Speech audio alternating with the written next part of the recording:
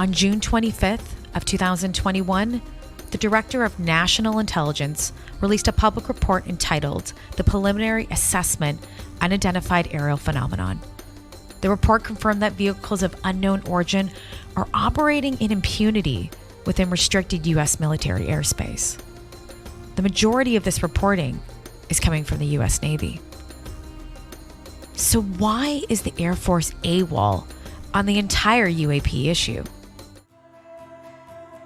Former Deputy Assistant Secretary of Defense, Chris Mellon, joins me for a debrief exclusive to discuss and present data indicating that the Air Force and its component organizations actually detected thousands of UAPs from 2004 to 2021.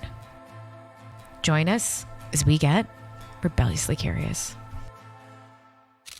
Hi, Chris. Thank you for joining me on Rebelliously Curious today. The conversation about the Air Force being AWOL, I think many people have had over the years and are recently been hoping that this conversation would actually come about. So I'm glad that we're going here today. Before we get into any conversation around what's happening currently with the Air Force, I like to do a couple history, past facts, so we can run our listeners and people that are watching up to date. So the Air Force started investigating UFOs in 1948, and it was known as Project Sign.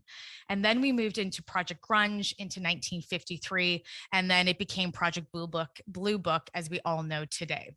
So then we move into later on the University of Colorado UFO project headed by Edward C. Condon, as we know of the Condon Report and the Condon Committee.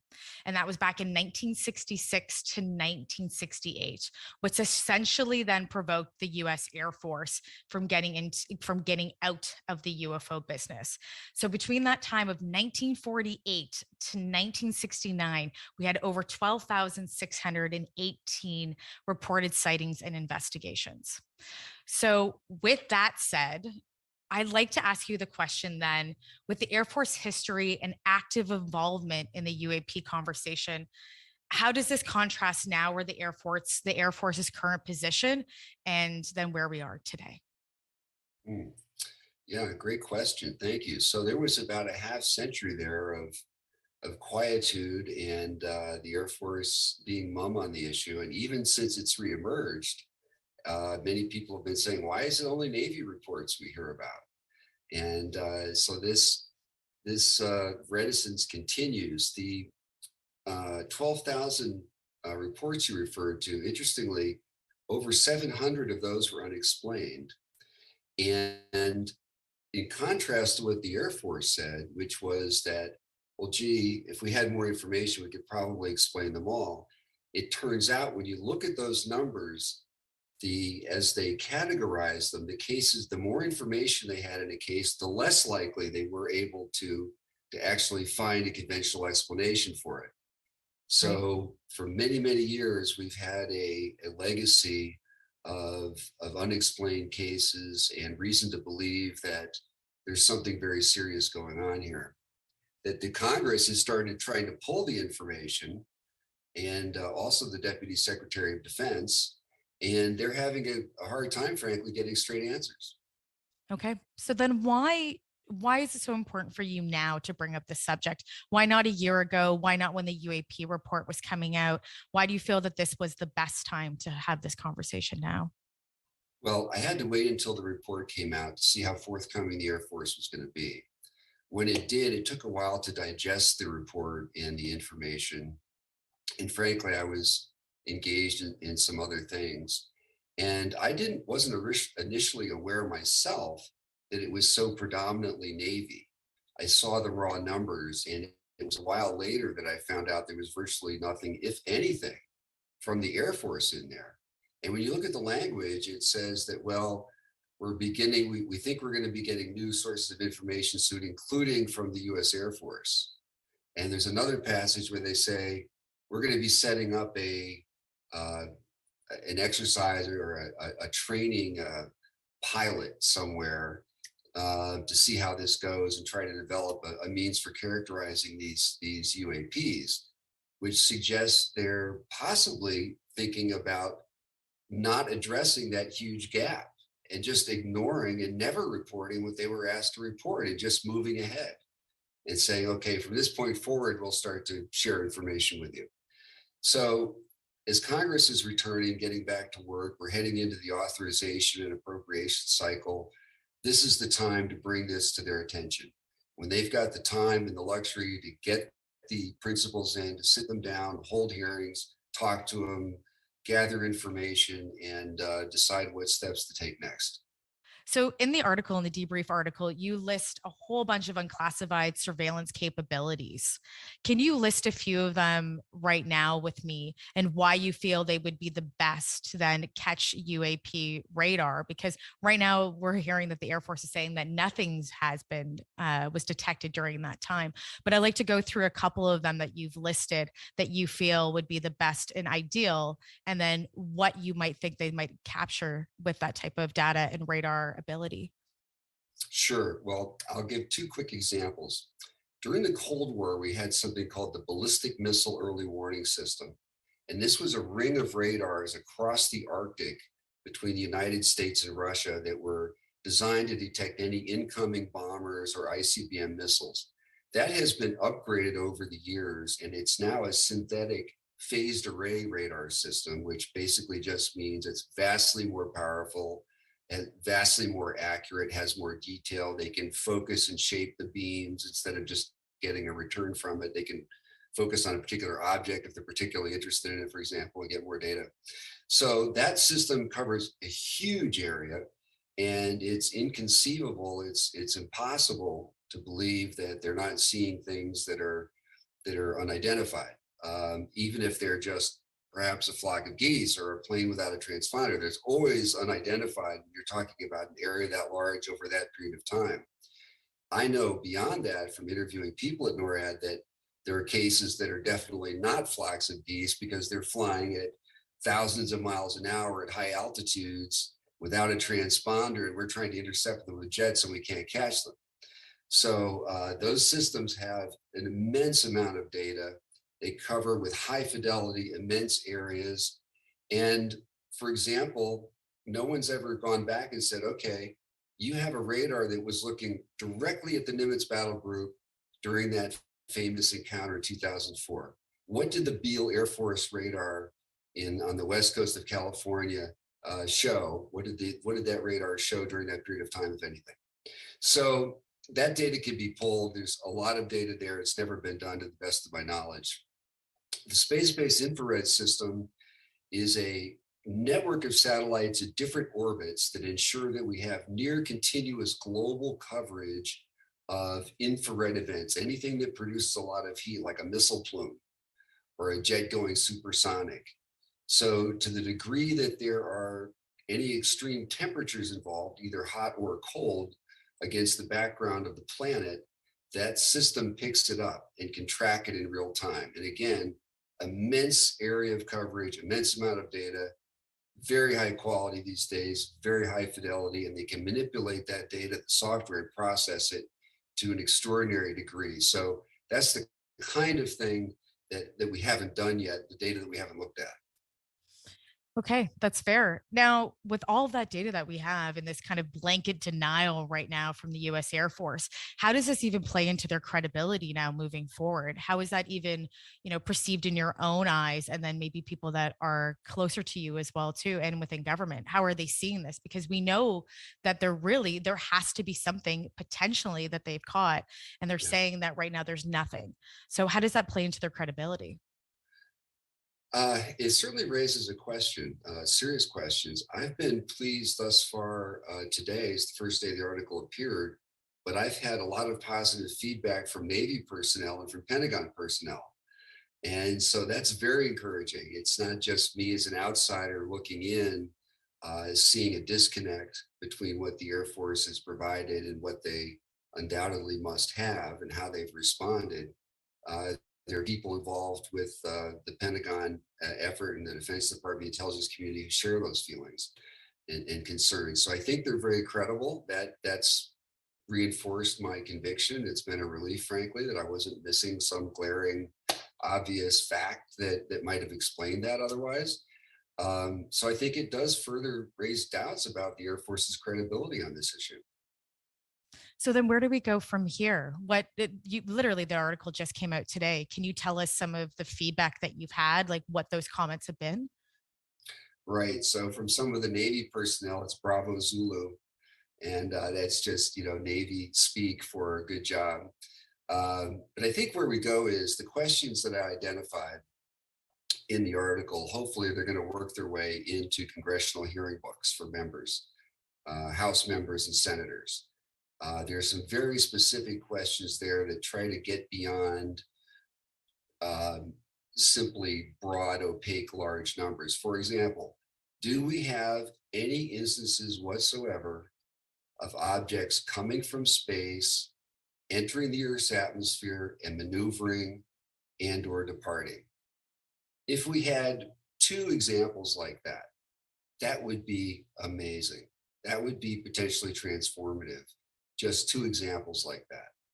So there have been a lot of questions asked about how many overall incidents have you had, and some information about the general kind. But I think the Congress, if they really sharpen their inquiry and their questions, they're going to be able to dig much deeper, and I think get some information that's going to be very informative and potentially transformative. Amazing. Now, does the US Air Force and the Navy share any data with each other? They do, but when it comes to these kinds of issues, it's more the Navy sharing with the Air Force. Although I will tell you, and I was stunned to learn this, the East Coast incidents from 2015 forward that involved carrier strike groups operating in that training area off the East Coast and F-18 fighter squadrons training out there, that information, when they saw bogeys, when they saw unidentifieds, was not going to NORAD, much Okay. to my great surprise. I don't understand that, but that is what I was told. So the amount and degree of information sharing maybe is not what it should be, but certainly the Air Force is where this really gets amassed and cumulatively is processed and stored when it comes to North American aerospace defense and up until now, space. Of course, the space part's moving to the Space Force, but historically and until just last year, that was also purely an Air Force mission. So they're tracking thousands of unidentifieds in orbit every day. They're tracking hundreds of unidentifieds around North America every year. Um, the last hard data I saw suggested 1,800 over a period of 5 years, I think it was. So Wow. yeah, so there's a lot of unidentified incidents that happen, and there are many that have been reported publicly where we're scrambling jets, or our NORAD partners in Canada have had military encounters or commercial airliners. One case of a near midair collision, and the commercial airliner had to dive to Right. avoid a midair collision. So this is serious stuff. Yeah, it is. And we also have the civilians as well. And we have people that are in the general public that are reporting. So what is the government going to do moving forward now, starting, from 2001, 2022?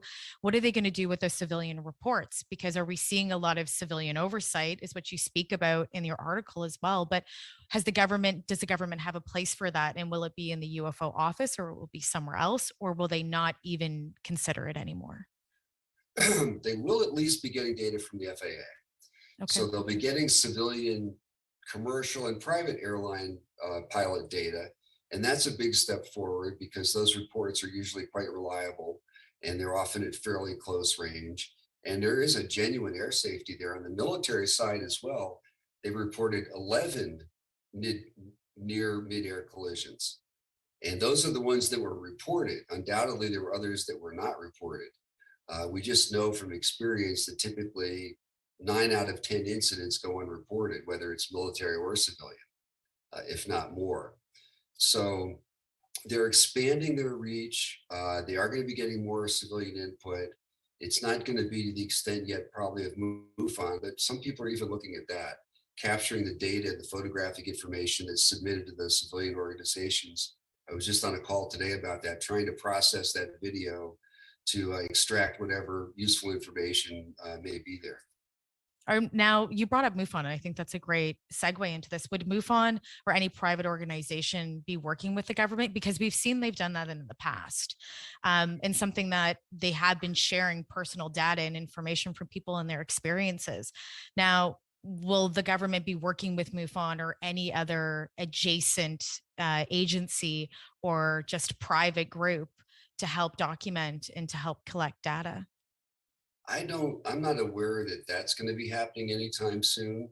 I think the closest it's going to become in that regard is that information that's posted to the internet, the government may pull and sort some of that data.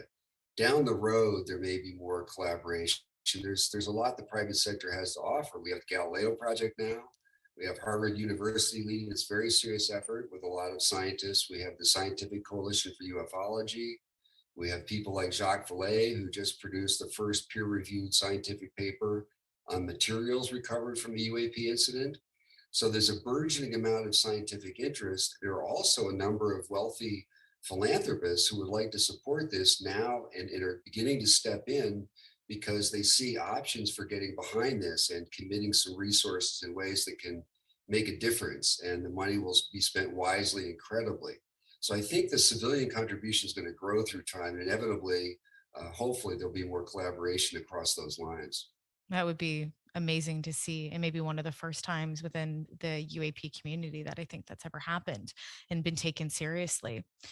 With all the data that's been collected that we know of, and previously, before 2004, what do you think the Air Force is hiding then? Or are they hiding anything? Because it speaks volumes when you have all these different types of surveillance capabilities and you're saying that nothing has been found. It raises up questions about, is your taxpayer money going to the right place? And also then, what are you hiding? Can you speak to Right. both of those? Yeah. So, that's the $64,000 question. What does the Air Force really know, and what are they hiding? And their behavior, as you suggests they really are trying to hide something. As I point out in the article, it's not just a matter of not being forthcoming with radar data and that sort of thing. We have indications that Air Force OSI has been leaning on people, trying to prevent them from collaborating in shared spaces that the government has on classified networks. Reportedly, they told Air Force personnel and pilots not to go directly to the UAP task force with reports and instead to go to the National Air and Space uh, Intelligence Center, NASIC. So it does, they do in some ways act like a guilty party that's trying to conceal something. The last known location of the famous Princeton radar data, Aegis radar data, was in the hands of the Air Force. That has gone missing. Well, So, there are a number of different facts that make it a very legitimate question. And it's understandable that some people would be suspicious. Yeah. So the question then becomes, well, what kind of information might they be concealing? And is it genuine sources and methods kinds of information that's vital to protect? Or is it information that's potentially embarrassing to the Air Force that reveals they don't have quite the degree of control of our airspace that they would like to have people think we have? Or yet something else? That remains to be seen. right. And now I have to ask you, have you heard, or is any whistleblowers or anybody else internally that have photos or videos of UAPs that are directly connected to the Air Force? Have you heard or seen anything? And will there be anything that's coming out in the likely months or years that you know I of, I should have say? I have heard. I do believe the Air Force has a considerable amount of information that they have not yet shared with the UAP task force. I have reason to believe that, and hopefully they will. To me, it's outrageous that the Deputy Secretary of Defense himself could not seem to get a straight answer. Now, at the time, Deputy Secretary Nordquist on August 4th, 2020, sent out a directive establishing this task force to pull together information on this topic. When he left office, the Air Force still had not shared information with the UAP task force. Months later, when the report was delivered, the report explicitly indicates that they got little, if anything, from the Air Force, and they're hoping that in the future, they're going to get more information. So to me, that's kind of a shocking rejection by the Air Force of a request from both Congress and the Deputy Secretary of Defense for straight answers. Yeah, and they said that there was minor input. Do you even know what that input was from the Air Force? Because it said that they spoke, when they were putting together this report for June 25th, that there was a little bit of a conversation with the Air Force. Do you know what those conversations were? Because there Uh, obviously weren't data, but there must have been something. there absolutely were conversations and interaction. And my understanding was that for many months, the nature of the conversations and the interactions was on the Office of the Secretary of Defense side, the task force side. We want to get access to this, this, and this. And the Air Force response was no, to put it simply. So there were there's a lot of frustration about that. And I think a lot of conversations about, okay, we'll give you access maybe to this or maybe to that and so forth. And those conversations can drag things out and go on for months and months and months. It sounds as though that has not been fully resolved yet, but I don't know. So then I lead into, where do we find a solution when it comes to reporting and also our relationship? Like, I would imagine you have some solutions that you have in mind of how we could move forward to improve everything that we're doing around this. Well, I do. And I think the first thing that needs to happen is that Congress needs to get the Secretary of the Air Force Chief of Staff in to testify and just put these questions to them, do it under oath if need be, but put these questions to them in a closed setting, probably initially, because they're going to be very likely to say, well, we can't talk about this in public and it's all classified and all that sort of thing. But one way or another, they should be able to get straight answers from the Air Force. It seems to me unacceptable for that not to happen. And I think it will. We've got members of Congress now who are stepping up, who are not afraid anymore of the issue, not afraid to use the term UAP, and are demanding and expecting answers. So I think we're likely to see further progress in the months ahead. I hope so. And then the thing that needs to be done at that point, if there's not cooperation, uh, somebody's head needs to roll. That's the best and most effective way to send a signal. I love the story about Ray Kroc and the McDonald's franchise. Why were so for the 50s and 60s, why were these places all so clean and spick and span? It wasn't because he sent a memo around. It was because he walked into one of his McDonald's outlets and saw some flies and just shut those people down and put them out of business. And word went to everybody. At some point, they're going to have to send a message, the seniors, that this isn't acceptable. Yeah, and you have to I have to ask it now. Whose heads do you think are going to roll if this doesn't if we don't can I can I ask I you don't that? know that any heads are going to roll. I think more Yeah. likely they're going to start providing the information. But I think this has gone on for so long, and there's so many questions that haven't been asked. And the fact that the Air Force could just stiff arm the deputy secretary, at least that's how it appears from here, and stiff arm the deputy secretary and the DNI and the Congress. Perhaps there have been discussions behind the scenes, probably that we don't know about. Maybe they've shared more than we know publicly, but certainly it does not appear that Congress has gotten that information in response to their request. If the Navy could provide it, certainly the Air Force ought to be able to provide it. They're principally responsible for aerospace defense. So they're taking billions of dollars to perform this mission, to perform this job. And it's only reasonable for Congress to ask questions about, how well that equipment's working, how well we're performing the function, what do we need to do better? Yeah, right. And this whole part about if the equipment isn't working, then we're spending so much money on taxpayers' dollars for them to be able to use these capabilities for data collecting. Then the conversation goes into foreign adversaries. If they can't even pick up UAP activity, shouldn't we be concerned that we can't even pick up what's going on around our own world? Yeah. So as I mentioned in the article, there are some new challenges we're facing as a result of technological breakthroughs. And one of them is drones and small unmanned aircraft and vehicles. So the Yemeni militants fighting the Saudi government using some very relatively crude drones were able to take 50% of Saudi oil production offline by using these drones. The Azerbaijanis defeated the Armenians largely by their use of drones, their unexpected expertise and efficiency in using those drones. And they routed the Armenian forces. So this is something that we're seeing now swarming around some of our warships, around nuclear power plants, around Air Force bases. We don't know where these things are coming from. We don't know how they're doing what they're doing because they seem to remain aloft indefinitely. They seem to have an extraordinary power reserves and capability.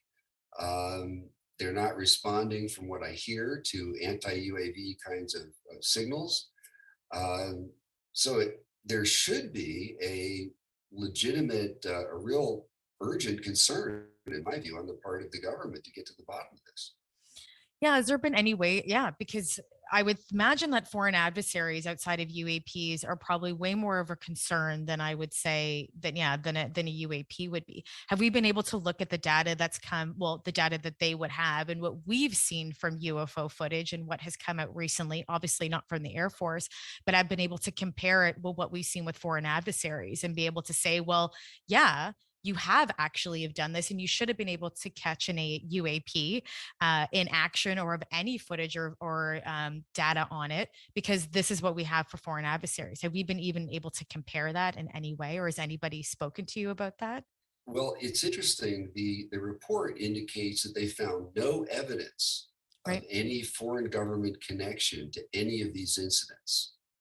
And that remains the case to the best of my knowledge. And they have been doing some analysis, of course, of some of these videos, and they continue to have incidents. But to date, I don't think they found any indication that would suggest these are Russian or Chinese. Right. And do you personally believe that there could be possibly a position for both? Because we are human and there might be error, that it could possibly be UFOs and, let's say, a foreign adversary as well? Absolutely. And I agree with the report's conclusion that we're not dealing with one phenomenon. We're dealing with a spectrum of phenomenon. So the small, quote, drones that we're seeing in some areas are very different than the Tic Tac Right. that the Nimitz carrier group encountered. And that in turn is very different from other things that we're seeing in different places. So we're probably dealing with multiple actors with multiple agendas. And from my standpoint, that's all the more reason to jump in there and try to get a handle on this. Yeah. So then what do we do then at that point? Then we realize that it is UFO, it's multiple players that you were saying. How do we move forward with that information? And then what do we do to protect ourselves? The first thing we need to do is increase our collection. With more data, hopefully we can get answers to some of these questions. The good news is that we have the finest technical intelligence capability on the planet. It is, as I point out in the article, very extensive, very competent people running it, very capable sensors. It just hasn't been used, as far as we know anyway, to try to answer these questions. So they need to develop it, get that collection plan rolling and go back and pull some of the historical data and analyze that, find out what kinds of signatures we can track, and then pull that data, analyze it, and then it becomes an iterative process. Okay, we start to get some insights, we start to see a signature, and then we maybe modify some of our sensors, bring on board some new sensors to get more data, and so forth in a feedback loop. And hopefully, if we follow that sort of normal pattern, like we would with a Soviet ICBM or other hypersonic vehicles, we need to apply the same sort of rigor and the same sort of intensity and level of effort to this problem. Right. And I'm going to move into stigma now before we wrap. Did, the stigma has been evolving over time, where before people were ridiculed so bad for talking about UFOs or even just talking about their own experiences and losing their wings, losing their jobs. Where is the stigma now within the US Air Force compared to the Navy? Because we're seeing that the Navy is having these open conversations, but the Air Force isn't. Is the stigma still really strong in the Air Force at this time? I can't say for certain, but that does appear to be the case. And one reason I say that is because since 2015, we've had Navy pilots reporting UAPs from W-76, which is one of the training areas off the East Coast. Air Force pilots and F-22s are flying in the same training area, and they have superior sensor systems. And they apparently have not been reporting any of these things. They must have been appearing on their radars, their sensor systems, there's a sense that the Air Force does a much stronger taboo about this subject, and it's very an unwelcome term in Air Force circles. So I think there is a cultural difference between the Air Force and the Navy. Yeah, and you're right. You're having so many of these other areas that should be detecting the same information, but they're not. They're obviously not reporting it. The Navy is. So before I wrap, I have to ask you your opinion on everything that is going on. There's so many theories that it's interdimensional, that it's extraterrestrial. Uh, where do you sit in what all of this UAP activity? Where do you actually feel, in your opinion, what is happening? I've been very reserved about speculating or sharing private opinions. I've been very reluctant to do so. Um, I don't like to go beyond anything that I can back up. And what is available in the public sector is certainly not definitive enough to come down hard and behind any one theory. So I try to approach it with an open mind. Let's follow the facts. Let's get more facts, and let's see where they lead us. That's really my approach. Thank you for joining me today. And as I said, everybody, thank you for being rebelliously curious with me. Thank you for your assistance. Thank you so much. Really appreciate it. Thank you.